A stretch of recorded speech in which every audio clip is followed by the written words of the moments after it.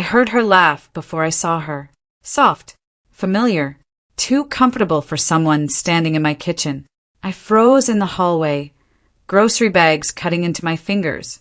The lights were on. Music played low. And then I heard him. Evan. Relax, Ava, he said like he owned the moment. She won't be home for hours. My chest tightened. I stepped forward anyway. And there they were. Ava leaned against the counter. My counter. Wearing one of his shirts. My husband stood close behind her, his hands resting like they belonged there. For a second, no one moved. Then Evan turned. His face didn't drop. He didn't panic. He didn't even step away. Rhea, he said, calm as ever. You're early. Early. Like I was interrupting something small. Something harmless. The grocery bags slipped from my hands. Apples rolled across the floor. No one picked them up. Ava smirked. Actually smirked. I told you this would happen, she said to him, not even looking at me. I felt something inside me crack, not loudly but deep. Is this a joke? I asked. My voice didn't sound like mine. Evan sighed. Don't make this dramatic. Dramatic. I looked at him, really looked. The man I had trusted for 8 years. The man I defended when people said he was distant. He wasn't distant. He was hiding. Get out, I said quietly. Ava shrugged, grabbed her bag, and walked past me like I was invisible. Evan didn't follow. He stayed. And that's when I realized something worse than the cheating. He wasn't afraid of losing me. Not even a little. And in that moment, standing in my own kitchen, heart breaking in silence, I understood one thing clearly. He thought he had already won. What he didn't know. This wasn't the end. It was the beginning. Evan didn't apologize. That's what stayed with me. Not the betrayal. Not the woman in my kitchen. The calm. He poured himself a drink, like nothing had happened. Like I was the one who walked in wrong. You're overreacting, he said, leaning against the counter. I stared at him. You had another woman in our house. He shrugged. It's not what you think. That sentence. The oldest lie in the world. Then explain it, I said. He didn't. Instead, he flipped it. You've been distant for months, he said. Always working. Always tired. I blinked. I've been working to keep this house running. Our house, he corrected. But something about the way he said it felt off. Possessive. Calculated. I sat down slowly, my hand shaking.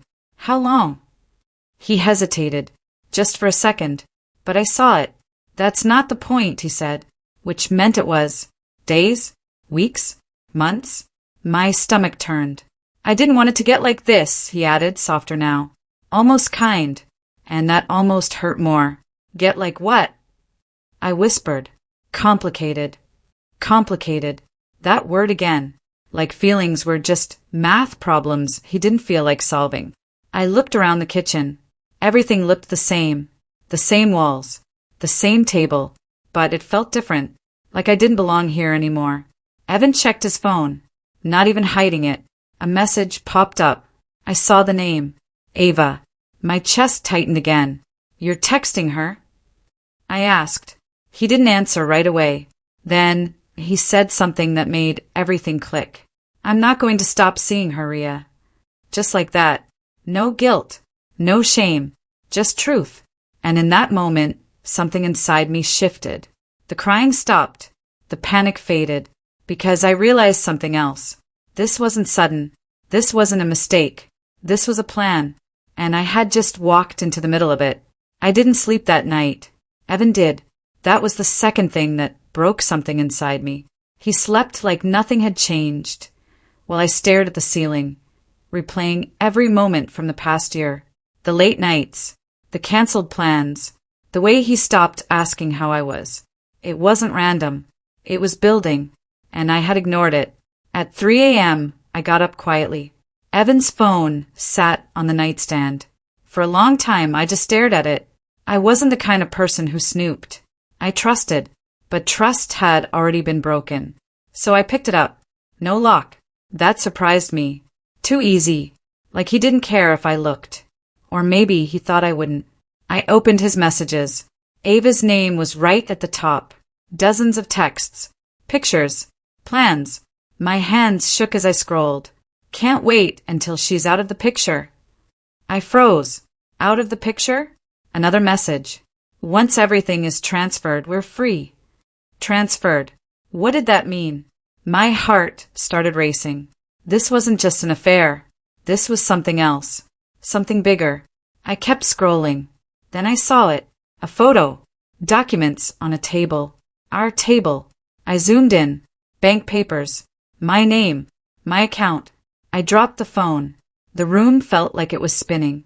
This wasn't just betrayal. This was setup. Evan stirred in his sleep, turning over. I stood there, frozen in the dark. Everything I thought I knew about my life was wrong. And the worst part, he thought I would never figure it out. But now I had. And I wasn't going to confront him. Not yet. Because for the first time that night, I wasn't just hurt. I was thinking. Morning came too fast. I made coffee like usual. Evan walked in like nothing had happened. Morning, he said. I forced a small smile. Morning. He studied me for a second, like he expected a fight, but I gave him nothing. No questions. No anger. Just silence. And that confused him. Good. About last night, he started. It's fine, I cut in. His eyebrows lifted. Fine. I nodded. We'll talk later. I have work. I grabbed my bag and left before he could say more. My hands were shaking the entire drive, but my mind was clear. I wasn't going to explode. I wasn't going to warn him, because if what I saw was real, then I needed proof. Real proof. At work, I couldn't focus. I kept thinking about the messages. Transferred. Out of the picture. Those weren't casual words. That was planning. During lunch, I called the bank. Hi. I just need to confirm something about my accounts, I said, keeping my voice steady. The woman on the line paused. There have been recent authorization changes, she said. My stomach dropped. What kind of changes? Joint access expansion, she replied. Signed last week. Last week. I never signed anything. Can you send me copies? I asked. Of course. I hung up slowly. This was real. Evan wasn't just cheating. He was moving money. My money. And he thought I didn't know. That was his mistake. Because now every move he made, I would be watching. And this time, I would be ready. The email came through at 2:14 p.m. I stared at it for a full minute before opening it. Attachments. 3 files. My name was on all of them. I opened the first one. Authorization form. Signature at the bottom. Supposed to be mine. But it wasn't. It looked close. Too close.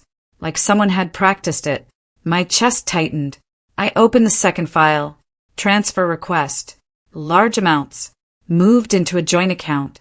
An account I barely used. An account Evan had access to. Of course he did.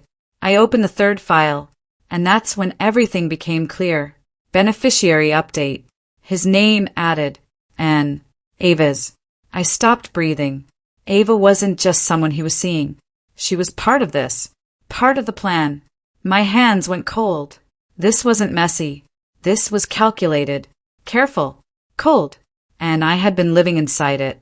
I leaned back in my chair, staring at the screen. Evan didn't just want out. He wanted control. Control of the money. Control of the narrative. Control of everything. He thought I was too busy. Too trusting. Too soft to notice. I closed the files slowly. Then I did something I never thought I would do. I forwarded the email to a new contact. Caleb, a lawyer my colleague once recommended. I typed one sentence. I think my husband is trying to steal from me. Then I hit send. For the first time since last night, I felt something different. Not fear. Not sadness. Focus. Because Evan thought he was ahead. But he forgot something simple. I wasn't done yet. And now, I was paying attention. Caleb called me within an hour. His voice was calm. Sharp. Don't confront him, he said immediately. I swallowed. I wasn't planning to. Good, he replied. Because what you sent me, this is serious. Serious. That word echoed. Forgery. I asked. Possibly. Financial manipulation, at the very least, he said. But we need more. More. How much more? I asked. Everything, he said. Messages. Transactions. Patterns. Patterns. I thought about the texts. The photos. There's something else, I said. He mentioned transferring things. Caleb paused. Then, he's not done yet. A chill ran through me. Listen carefully, he continued. Right now, he thinks you're unaware. That's your advantage. Advantage. I hadn't thought of it like that. Play along, he said. Act normal. Meanwhile, we build a case. A case. This wasn't just my marriage anymore. This was strategy. Can we stop him? I asked. Yes, Caleb said. But timing matters. We don't move until we're ready. Ready. I nodded, even though he couldn't see me. What should I do tonight? I asked. Watch, he said. Listen. And document everything. I hung up slowly. Then I looked at my phone. Evan had texted, dinner tonight? Like nothing had happened. Like we were still normal. I typed back, of course. My fingers didn't shake this time, because now I understood something clearly. Evan thought I was reacting. Emotional. Broken. He thought he was in control. But he wasn't. Not anymore. Because while he kept playing his game, I had just started mine. And he had no idea. Dinner felt like a performance. Evan smiled too much. Asked questions he didn't care about. Pretended to listen. I watched him the entire time. Every movement. Every word.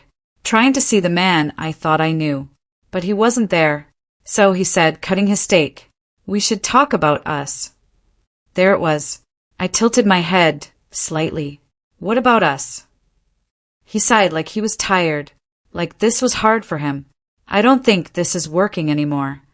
Not a surprise, but hearing it still stung. And Ava? I asked. He didn't flinch. I care about her, he said simply. Care. Such a soft word for something so destructive. And what about everything else? I asked. Our house. Our finances. There it was again. That flicker in his eyes. That's complicated, he said. Complicated. I almost smiled. Then, explain it to me, I said. He leaned back. I've been handling things, he said. Making sure we're both secure. Secure. I knew what that meant now. You trust me, right? He added. That question. So simple. So dangerous. I held his gaze. Then I nodded. Yes, I said. And that was the moment everything shifted. Because he believed me. I saw it in his face. Relief. Confidence. Control. He thought he had me exactly where he wanted. And for the first time, I let him think that. Because the more comfortable he felt, the more careless he would become. And I needed him careless. It happened 3 days later. Evan left his jacket on the chair. His phone wasn't inside, but something else was. A second phone. Smaller. Cheaper. Burner. My heart started racing. This was new. Or maybe it wasn't. Maybe I just hadn't seen it before. I picked it up slowly. Locked. Of course. But there were notifications. Messages lighting up the screen. Ava again. And another name. Leo. I frowned. Who was Leo? Another message popped up. Everything ready by Friday. Friday. That was soon. Too soon. I grabbed my own phone and took pictures. Every notification. Every name. Then I put it back exactly where I found it. My hands were steady now. Not shaking. Not panicking. Just moving. Later that night, I watched him carefully. He checked his main phone in front of me. Casual. Normal. But once, just once, he stepped into the other room. And when he came back, his pocket looked slightly heavier. The second phone. He was hiding more than I thought. More than just an affair. More than just money. This was bigger. And Friday. Friday was important. I texted Caleb immediately. We have a timeline. His reply came fast. Good. Now we prepare. I stared at the message. Friday. Whatever Evan was planning, I would be ready for it. And this time, I wouldn't just be watching. I would be waiting. Caleb moved fast. By the next day, we had access to more records, and what we found made my stomach turn. "There's another account," he said over the phone. "Another?" I asked. "Yes, not in your name, directly, but linked." "Linked? How?" I asked. "Through layered transfers," he explained. "Small amounts at first, then larger ones." I closed my eyes. "How much?" I whispered. He paused. "Enough to matter." That wasn't comforting. "Where is it going?" I asked. "To a business account," he said. "Business? What business?" I asked. "That's the interesting part," Caleb said. I held my breath. "It's registered under Ava's name." Of course it was, but that wasn't even the worst part. "And there's a third name," he added. My heart sank. "Leo." There it was again. The same name from the second phone. "He's listed as a partner," Caleb said. Partner. So this wasn't just personal. It was financial. Strategic. A whole system. Evan wasn't just cheating. He was building something. With her. With them. Using me. "Can we prove it?" I asked. "Yes," Caleb said. "But we need to catch the final move." Friday. It had to be Friday. "Then we wait," I said. "Yes," he replied. "But be careful. If he suspects anything." I know, I cut in. I hung up slowly. Then I looked around my house.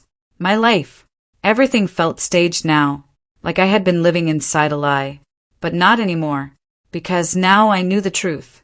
And the truth gave me something powerful. Control. Thursday night felt heavy, like the air knew something was coming. Evan was quieter than usual, focused, checking his phone more often, typing quickly, deleting just as fast. He was nervous. Good. That meant Friday mattered. "What are you doing tomorrow?" I asked casually. "Work," he said. "Too fast." I nodded. "Same."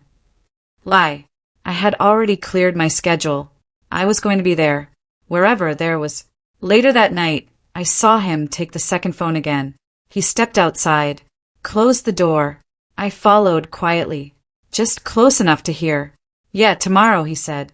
"Everything's ready." Pause. "No, she has no idea."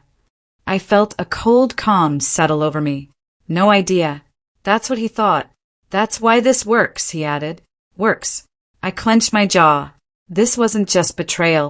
It was confidence. He believed in this plan. Believed it would succeed. He ended the call and came back inside. I slipped away before he saw me. Back to the bedroom. Heart steady. Mind sharp. Tomorrow was the day. The final move. And he thought I would be nowhere near it. He thought I would be at work. Busy. Distracted. Gone. But I wouldn't be. Because tomorrow, I would see everything. And once I did, there would be no turning back. Friday morning came fast.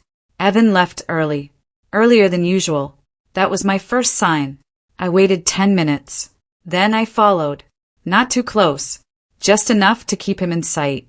My hands gripped the will tighter than I expected. This was it. The moment everything would come together. Or fall apart. He didn't go to work. Of course he didn't. Instead, he drove across town. To a building I didn't recognize. Modern. Clean. Quiet. He parked. I parked further down. Watched him walk inside. Then I saw her. Ava. Already waiting. Smiling like she belonged there. Like this was her world. My chest tightened. But I didn't move. Not yet. Then, a third person approached. A man. Tall. Confident. Leo. I knew it had to be him. They greeted each other like partners. Not strangers. Not friends. Partners. This was real. All of it. I grabbed my phone and started recording. Every second. Every movement. Every smile. Because this was the truth. And once I had it, everything would change. I got closer. Careful. Quiet. Close enough to see inside. They sat at a table. Documents spread out. My heart pounded. This was it. The final step. Evan leaned forward, pointing at something. Explaining. Ava nodded. Leo watched. Then, a pen. Evan picked it up. My breath caught. No. No, no, no. He was about to sign something. Something important. Something final. I raised my phone higher, zoomed in, trying to see, and then I saw it. My name. On the document. Already printed. Already placed. Ready to be used. My chest tightened. He was finishing it. Finalizing whatever they started. Without me. Using me. I stepped forward. Then stopped. Not yet. Not like this. Caleb's voice echoed in my head. Timing matters. I forced myself to stay still. To keep recording. Because this moment, this exact moment, was everything. Evan signed. Ava smiled. Leo nodded. And just like that, they thought it was done. They thought they had won. But they hadn't. Because now, I had everything. I didn't confront them. Not there. Not yet. I walked away. Back to my car. Hand steady. Heart calm. Because something had shifted again. This wasn't chaos anymore. This was control. I called Caleb. It's done, I said. Do you have proof? He asked. Yes. Good, he replied. Then we move. Move? How? I asked. Legal freeze, he said. We stop everything before it processes. My breath caught. We can do that. I asked. Yes, he said. But we have to act now. Now. I looked back at the building. Evan was still inside. Still smiling. Still confident. He had no idea. No mistakes, Caleb added. There won't be, I said. Because now. I wasn't reacting. I wasn't guessing. I wasn't hoping. I knew. I had proof. I had timing. I had a plan. And Evan? He had just made his biggest mistake. He thought he was careful. But he forgot one thing. I was watching. And now. I was ready. I stayed in the car while Caleb worked. Don't leave yet, he told me. I need you available. So I waited, watching the building, watching the doors, watching for Evan. My phone buzzed 10 minutes later. It's done, Caleb said. We've filed an emergency freeze. My breath caught. Already. Yes, he replied. All flagged accounts are locked. Any transfer they just signed won't go through. I closed my eyes slowly. Not relief. Not yet. But something close. What happens now? I asked. Now, he said, they find out. Almost on cue, the glass doors opened. Evan stepped out first, smiling, relaxed, like a man who just secured his future. Ava followed, laughing. Leo right behind them. And then, Evan's phone rang. He glanced at it, answered. I watched his face change. Confusion, then tension. What do you mean frozen? He snapped. Ava stopped smiling. Leo stepped closer. What's going on? She asked. Evan didn't answer her. He turned away, voice rising. No, that's not possible. I authorized everything. Pause. Then, what do you mean under review? I felt my heartbeat slow. This was it. The first crack. He turned back to them. Something sharp in his eyes now. It's nothing, he said too quickly. But it wasn't nothing. I could see it. The confidence was gone. Just a little. But enough. Because for the first time, Evan didn't look in control. And this was only the beginning. That night, Evan didn't pretend. He walked in fast. No smile. No calm. Did you do something? He asked. Straight to it. I looked up from the couch. What do you mean? The accounts, he said. They're frozen. I tilted my head, slightly. That sounds serious. His jaw tightened. This isn't a joke, Rhea. I didn't say it was.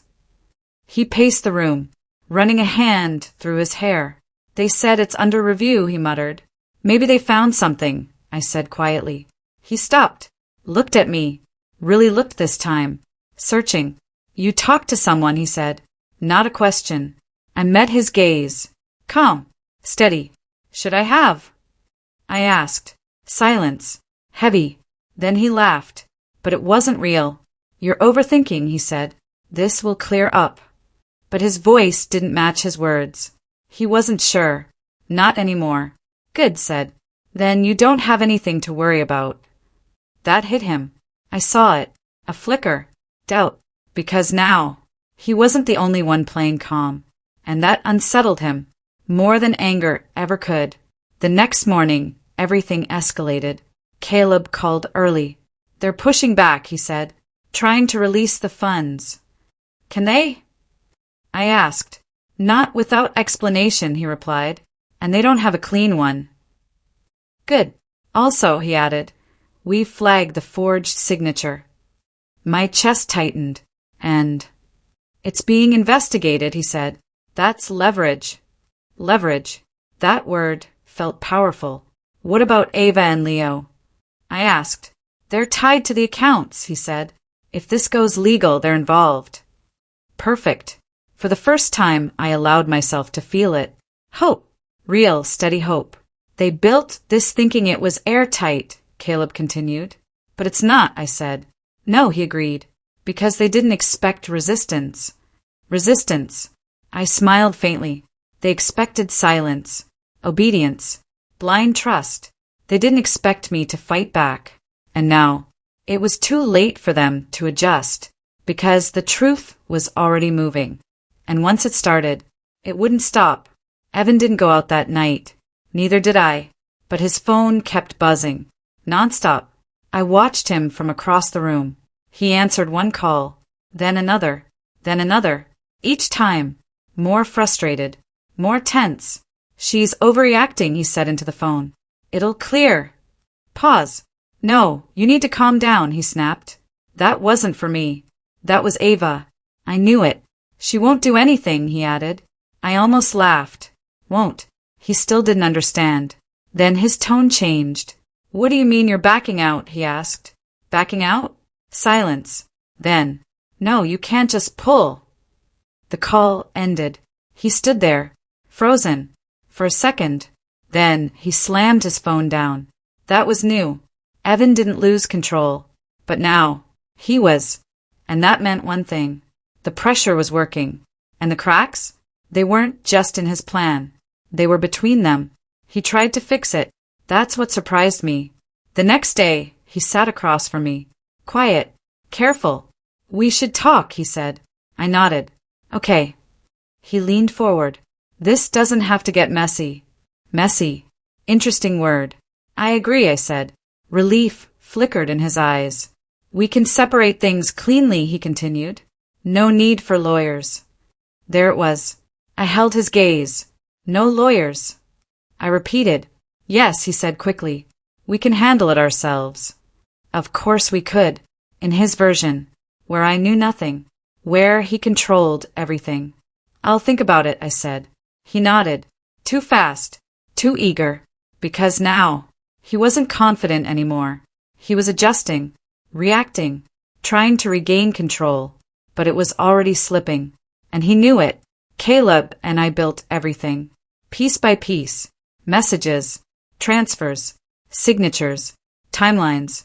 It all connected. Perfectly. They overplayed their hand, Caleb said. How? I asked. They moved too fast at the end, he explained. That's where we caught them. Friday. Of course.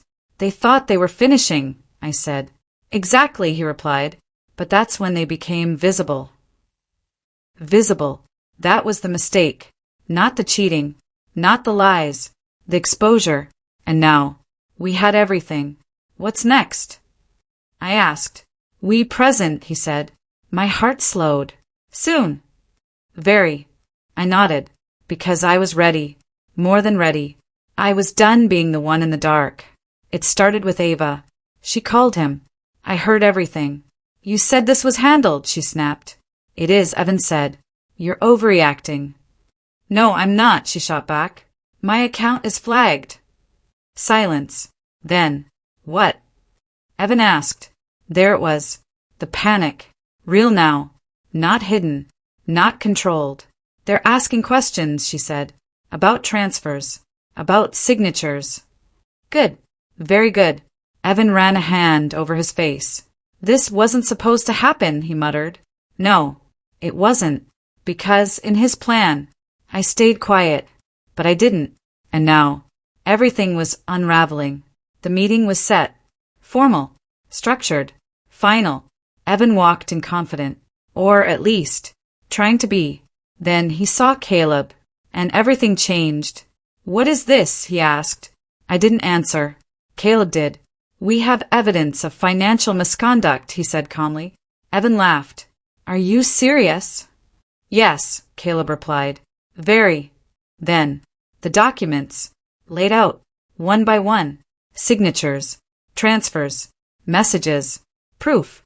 Evan's face shifted, slowly, from confidence, to confusion, to realization.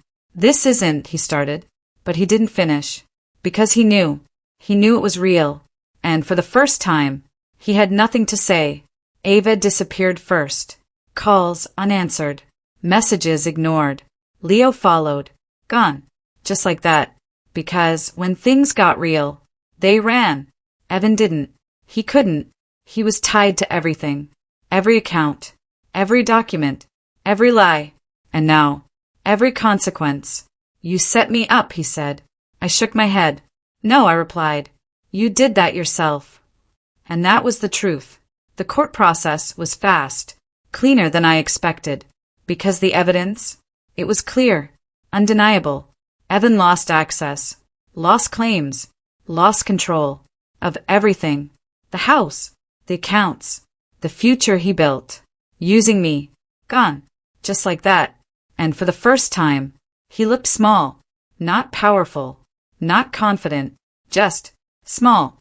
Silence felt different now, not empty, peaceful. I sat in my living room, my space, my home, and for the first time in a long time, I felt safe, not because he was gone, but because I saw the truth, and I acted. That mattered, more than anything. People ask me how I knew, how I stayed calm, how I didn't break. The truth? I almost did, but then I realized something. He thought I was predictable, soft, blind. He thought he was careful, but he forgot one thing. I was paying attention, and sometimes, that's all it takes, to turn everything around, to take your power back, to win.